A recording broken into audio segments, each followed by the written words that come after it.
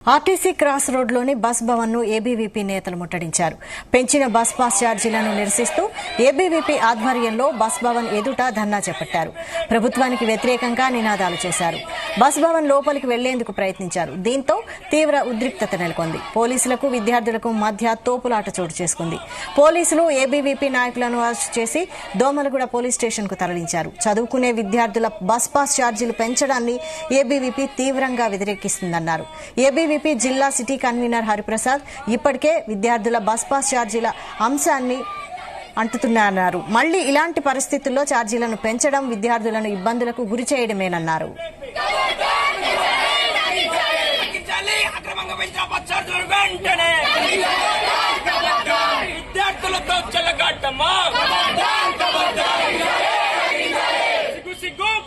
విద్యార్థులపై భారం మోపడమా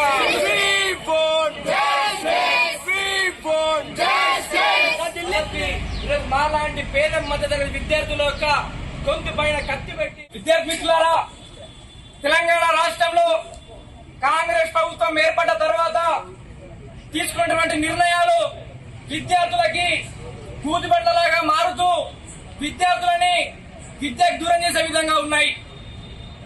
కాంగ్రెస్ ప్రభుత్వం వస్తే తెలంగాణ రాష్ట్రంలో విద్యకి మహాదశ వస్తుంది, విద్య మొత్తం కూడా బాగు చేస్తామని చెప్పినటువంటి ముఖ్యమంత్రి రేవంత్ రెడ్డి గారు పేద మధ్య తరగతి విద్యార్థులు ప్రయాణించేటువంటి ప్రజా రవాణా బస్ పాస్ ఛార్జీలని 400 ఉన్న బస్ పాస్ ఛార్జీలని 600 చేస్తూ తీసుకున్నటువంటి నిర్ణయాన్ని ఏబీవీపీ తీవ్రంగా వ్యతిరేకిస్తుంది.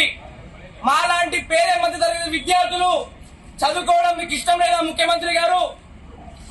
మీకులాగా మాకు BMW కారు లేవు, బెంజ్ కారు లేవు. ఏదైతే ఆర్టీసీ బస్సులలో మీ యొక్క ఫ్రీ బస్ కారణంగా విద్యార్థులు రద్దీగా ఉండేటువంటి దారుల్లో బస్సులు లేక ప్రాణాలు అరచేతిలో పట్టుకొని ఫుట్ బోర్డు మీద వేలాడుతూ ప్రయాణం చేస్తూ ఈరోజు మా యొక్క కళాశాలలకి పాఠశాలలకు వెళ్లి చదువుకుంటున్నాం. అది కూడా మీకు ఇష్టం లేదా? అటువంటి బస్సులలో కూడా ఫుట్ బోర్డు మీద ప్రయాణం చేసే బస్సులలో కూడా 400 ఉన్న బస్ పాస్ ఫీజుని ఛార్జిని 600 పెంచడము ఎంతవరకు కరెక్ట్ అని చెప్పేసి మేము అడుగుతా ఉన్నాం. ఈ యొక్క రాష్ట్ర ప్రభుత్వానికి సిగ్గుంటే పెండింగ్ లో ఉన్న 9,000 కోట్ల స్కాలర్షిప్లను రిలీజ్ చేసి మాట్లాడాలి. ఒక పక్కనేమో స్కాలర్షిప్లు రావు.